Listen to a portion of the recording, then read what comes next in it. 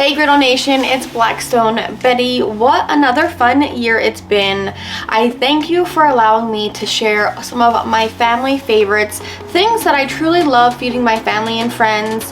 I like to keep it simple and easy and delicious, and I love entertaining, so it has to be all of those things. In this video, we're gonna take a look back at my top 5 recipes from this year that I know some of you guys have taken and really enjoyed making for your family. And I want to welcome in any new Blackstone Griddle owners. Welcome to Griddle Nation. Maybe you just got your first Blackstone over the holidays and you're here looking for some inspiration on what to cook first or how to feed your family simple and easy. I've got you covered. I hope you enjoy a look back at some of my favorites. For me, these smashed egg tacos, or I guess you could call them quesadillas. Either way, these are a most requested and an easy way to use up leftover ingredients. We love Denver style omelets, so I always have a package of diced ham and fresh veggies on hand. My cheese drawer is always overflowing with blocks of cheese to freshly hand grate. Keeping flour tortillas on hand is a must in my house for quick meals. Now again, some days I do make these just simply with egg and cheese, and they are always perfect and loved, but when I'm adding anything else, that goes down first. Into a little olive oil, I'll drop down my diced red and green bell peppers and some sweet Vidalia onions. A quick toss before making some room for my ham to go down, getting a little color on that before mixing everything together. Of course, I need my garlic powder and a little black pepper to season everything up, then slide that aside to hang out. Now I want to quickly clean up our griddle for our eggs, especially because I love those sexy eggs. With a little water to steam lift any seasoning left behind, scraping it smooth and clean, then rubbing in a little bit of oil, and our surface is slick and shiny and ready for some eggs. A little swirl of butter goes down before cracking our eggs, which get a little salt and pepper to season. And now I do these a couple different ways depending on each person in my house. One likes their eggs broken and slightly scrambled, always topped with some freshly grated cheese. Today we have cheddar. Then I lay down my tortilla on top, and using my burger smasher, I smash down and press that egg so that it fills up the entire tortilla surface all the way to the edges. One likes a fried egg hard, topped with extra cheese, which acts as our glue to keeping our ingredients like our ham and veggies tucked inside of these tacos. We'll fold it in half, let it hang out, and cook on both sides while we make more.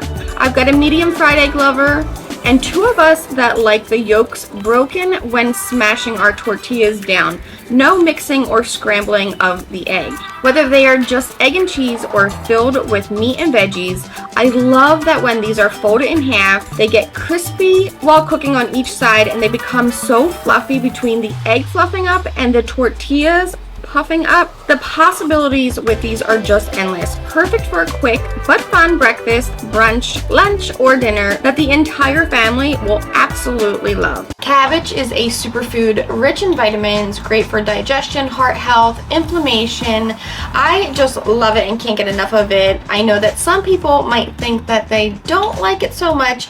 Maybe it's because you've never had it cooked any other way than cooked mush, which I don't mind. I'll eat it any way I can get it, but add some bacon and sausage, and I just don't know who wouldn't love this. The great thing is that you can switch the flavor profile of this dish depending on which kind of seasoning and which kind of sausage you're using. If you want something more Italian, go for some Italian seasoning and Italian sweet or hot sausage. Today, we're going crazy Cajun. I've got my Bayou blend from Blackstone, so I went with a smoked chorizo sausage and a smoked andouille sausage. This is a quick and easy cook, so prep is key. You can even do it all the night before for a fast dump and go dinner on a busy weekday. I'll cut up some thick sliced bacon. About 4 to 6 slices is good if it's on the thick side. You want to use a little bit more if it's on the thin side. Then get our smoked chorizo and our smoked andouille sausage sliced up. Fresh chopped garlic is a must for me, anywhere between 5 to 6 cloves to a whole head. I think the more the better. Once we got that chopped, we'll move that aside for now, and then on to our onions. I use either a medium or a large onion or 2 small onions. Just a rough chop. We want everything to be cut into bite-sized pieces to match our sausage slices.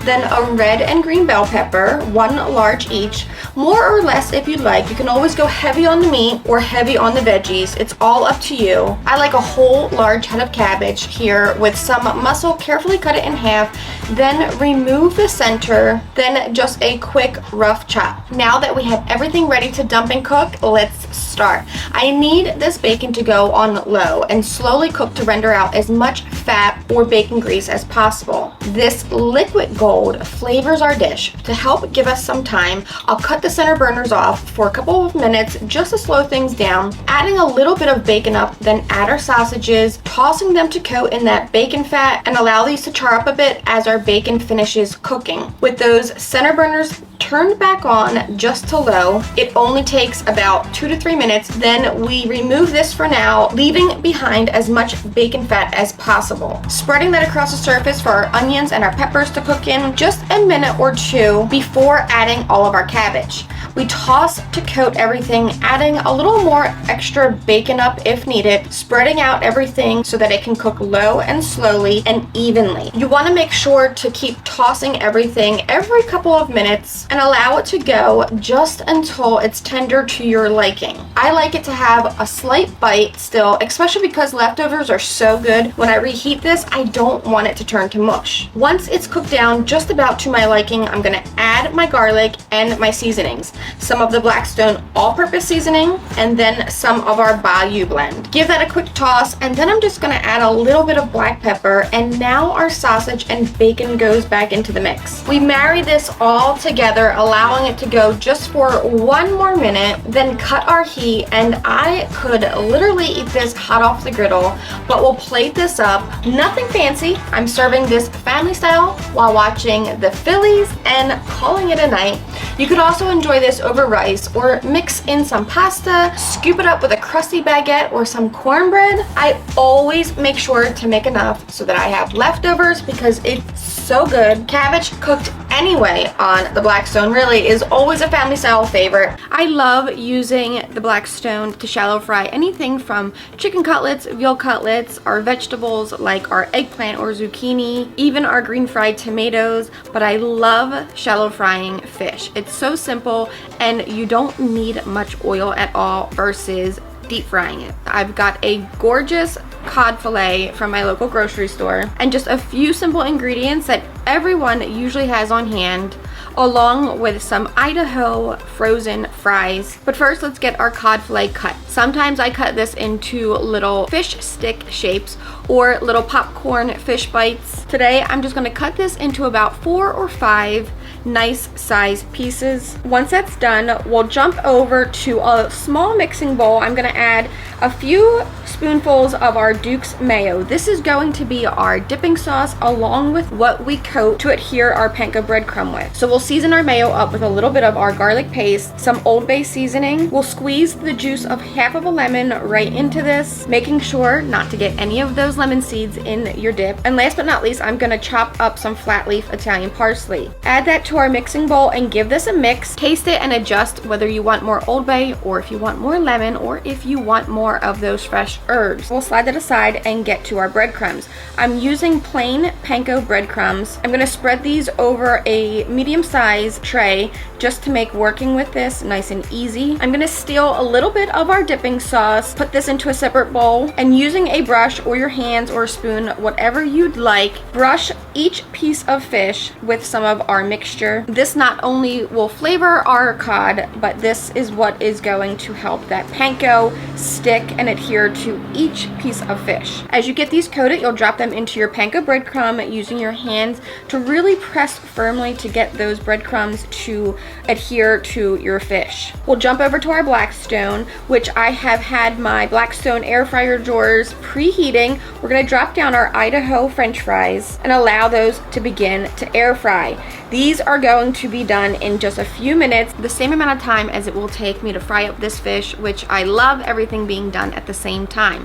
For our fish, we'll be using a little bit of butter and oil mixed together to prevent any burning. I've got my Blackstone expandable cooling rack set up and ready to go to hold my fish as it gets done. Working on medium heat, we're gonna drop down a little bit of our oil, a little bit of our butter, mix the two together, and down goes our fish. This fish only needs a couple minutes or until golden brown on each side, carefully flipping until they are cooked through. You can use your Blackstone squirt bottle to add oil as needed because those breadcrumbs will soak up that butter and oil. You can work these in batches or fry all your fish at once. Just be sure not to forget about your fries. Give them a little shake halfway through. Within minutes, our fish is fried and ready to pull off. We'll let this hang out on our cooling rack just for a second while I get my platter set up. I'm serving this alongside some of our dipping sauce, some crunchy dill pickles, a little bit of ketchup, of course, because I love ketchup with our Old Bay fries, which we have to grab out of our air fryer because I can smell them. They are done. We'll plate these up first. Give these fries a generous sprinkle or dusting of our Old Bay seasoning. And that right here, this is a platter that I could just run away with. A little malt vinegar reminds me of being down the shore on the boardwalk. But we can't forget about our fried fish, so we're gonna add that to our platter. Serve it alongside some of our sliced lemon wedges, a little extra flat leaf parsley sprinkled over the top, and this is done and ready to enjoy a simple fish and chip lunch or dinner in just minutes off of the Blackstone. One of the first things I was challenged to make on the Blackstone griddle was chicken wings. There wasn't many people on social media sharing Blackstone griddle cooking, and those who were did not think that chicken wings were a possibility. And then there were some that, and still some, that truly believe that chicken wings do not belong on a griddle, but I love a challenge, and I've been playing with chicken wings for years now, and I've shared tons of recipes and ideas on how to make them successfully crispy and crunchy because I hate a soggy chicken wing, and they have to be well done, super crispy for my family who are a bunch of chicken wing snobs to really enjoy them. Now, while you could just throw some chicken wings on the Blackstone griddle and allow them to cook, toss them in your favorite sauce, for me they always end up soggy and I just don't like them like that. It's all in the prep, and a little bit of prep really is worth the results. I always buy fresh wings, whether they are already cut or you need to cut them. I do stay away from frozen wings because they always have a water solution added. I pat them dry super well with paper towels, adding some sea salt and baking powder to them and allowing them to dry out in the fridge overnight on a baking rack, uncovered. This I always used to do when I was deep frying my wings, and now doing it this way for the griddle really make for better results. The dry brining of the salt on the chicken wing is going to draw out so much moisture from these wings, creating a super crispy and juicy wing. And then the baking powder, which is an alkaline, which I love science, is going to change the pH of our chicken, raising it, which will create that super golden deep brown color that we want on a chicken wing. And don't worry, the exact measurements for this will be on blackstoneproducts.com, so you can figure out how much of each to add depending on how many pounds of wings you're cooking. For this, I allow them to go overnight in the refrigerator, which makes dinner time prep so easy. I always pull these out an hour before cooking them. This will take off any chill, allowing them to come to room temperature for even cooking. My griddle goes on low heat to start. I add my wings to a mixing bowl or a tray just so that I can lightly drizzle them and toss them to coat evenly with oil. Any neutral oil you like, vegetable, canola, avocado, sunflower, or even safflower are all some of my favorites. I have a mixture of canola and sunflower just because that's what I had on hand. I place them skin side down on the griddle. No extra oil is needed yet. I allow these to start to render out their fat, low and slow to cook through. This starts to build up a crispy skin while they cook through. When it comes to wings, I love options. One of the three today that I'm gonna do is a garlic parmesan.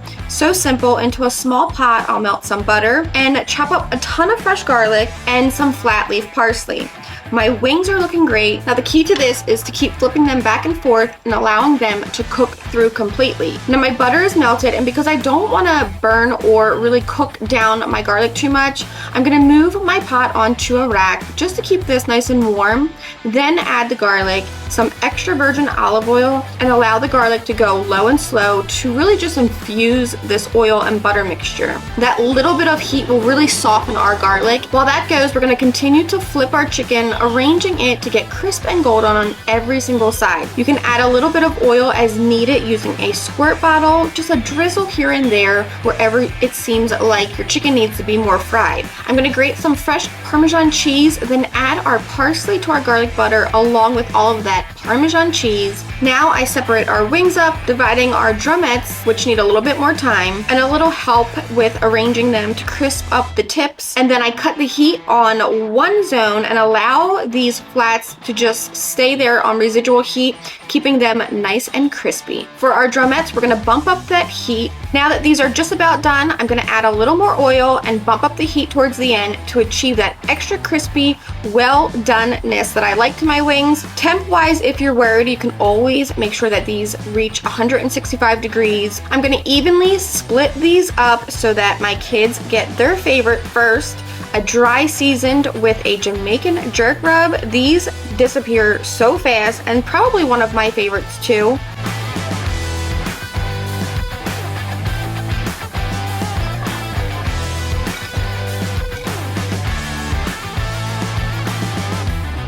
I've got wing sauce heated to toss my second set of wings in. Just a classic vinegary, mild wing sauce.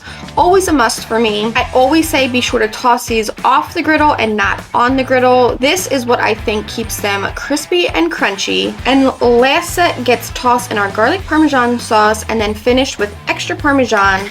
That little bit of prep work ahead of time truly makes for some of the best wings, and I can tell you that even my in-laws, who I've made these last for, went nuts over them and couldn't believe that they were made on the Blackstone griddle. So if you're a wing snob or particular about good wings and haven't tried them on the Blackstone yet, or haven't had good crispy wings off of the griddle yet, try this. The prep work, the low and slow at first, higher heat at the end. It's a winner chicken dinner or game day favorite, go birds, that I can't wait to see you guys making at home and posting them, enjoying these with your family and friends. It always makes me so happy to see the simple fact that crispy wings can be tossed with whatever dry or saucy flavors that you and the family love is perfect. One thing I know every Blackstone owner enjoys and loves more than anything is tacos on their Blackstone. When I first saw this method to making these fried tacos, I knew I would love it because it's so quick, so easy, and you can really stretch out a buck of ground beef to portion out all of these tacos for a large family, which is what I have. We've been making them at least once a week for the past couple years, and the one thing I love to add to this recipe is a different sauce to keep things fresh each week. Today we're going to be making a creamy avocado sauce, one of my family's favorites. Simple ingredients. Into our blender we're going to add sour cream, season that up with some either fresh garlic, or today we're using garlic paste. We've got our Goya jalapenos. I love that these come with the pickled carrots. We'll add some of the carrots and the jalapenos along with some of that juice from the can. The juice of one large lime goes in, a handful of fresh cilantro, and then I've got 2 ripe avocados, some garlic powder, cumin, salt, and pepper to finish it. Pop our lid on and let this blend together until nice and creamy and smooth. We'll pop it in the refrigerator to stay nice and chill. This can last a few days. Perfect to add to so many griddle cooks, or just sit there with a bag of tortilla chips and enjoy. Now when it comes to the ground beef, a good quality to me is always important, but Rhonda also mentioned you want to go for a leaner ground beef when it comes to these fried tacos. One, because a higher fat content is going to make your meat shrink up, which we don't want for these, and we also don't want them to be overly greasy. Today I've got 2 pounds of ground sirloin, 96% lean, 4% fat, which is perfect for this. We'll start by seasoning our beef with the Blackstone fajita blend, and of course it wouldn't be mine if I didn't add garlic, so garlic paste goes in, a gigantic onion that I diced sliced up nice and small, and then start mixing this. And of course, the easiest way is going in with your hands to mix to ensure all of those onions and seasoning and garlic gets distributed through all of that beef evenly. Now for the fun part, which is the part that everybody questions, spreading your raw meat onto your tortilla shells. However, doing this allows you to really stretch your buck. You only need a tablespoon or two, depending on which size tortillas you are using. We're using street taco yellow corn tortillas, making these all as even as possible, spreading out this meat onto 1/2 of our tortillas. You'll repeat the process until all of your tortillas are filled with your meat, and as you can see, with just 2 pounds of ground meat, I've got a little over 40 tacos. I think this is also so perfect if you're one who likes to meal prep before the party. Having all of your tacos ready in the refrigerator for frying is going to help you feed your crowd so fast. Now that these are ready, we're going to turn on our Blackstone, and I'm going with low heat here because I do want these tacos to fry nice and slow, allowing the meat to cook through as well as allowing these tortillas to become nice and crispy. You can use any oil of choice. For me, I always go with extra light tasting olive oil. It'll say it right on the bottle, perfect for frying and baking. Down into the oil these tacos go. Allow them to sit there just for a few seconds to get warm enough for those tortillas to be able to fold in half without breaking. Once they're folded in half, we're gonna allow these to fry back and forth on both sides until they are crispy, crunchy to your liking. The meat is cooked through. You can drizzle on extra oil as needed to ensure these do get and stay nice and crispy. If you are one of the owners of a 36-inch Blackstone, you'll be amazed that you can fry all of these at once. One of the best tools to use during this cook is the Blackstone expandable cooling rack, which you can place directly on your griddle and allow those tacos to stay nice and warm and crispy, giving you time to fry these in batches if you were making more than this. It's also the perfect place to let these hang out and drain off any extra oil if there is any. Once they're all fried up, I like to serve these on one of my big serving platters alongside all of those toppings. We've got shredded lettuce, shredded cheese, sliced jalapenos, some lime wedges, we've got salsa, extra cilantro, and of course our creamy avocado sauce, which everyone just loves. And what I love more than anything is allowing my family to get their hands in on filling up their own tacos with any of those toppings that I give them the choice of picking from. There's nothing better than sharing all of these family recipes with each other, one big Griddle Nation family. Until next time, I'm Blackstone Betty. I cannot wait to see you guys for another recipe.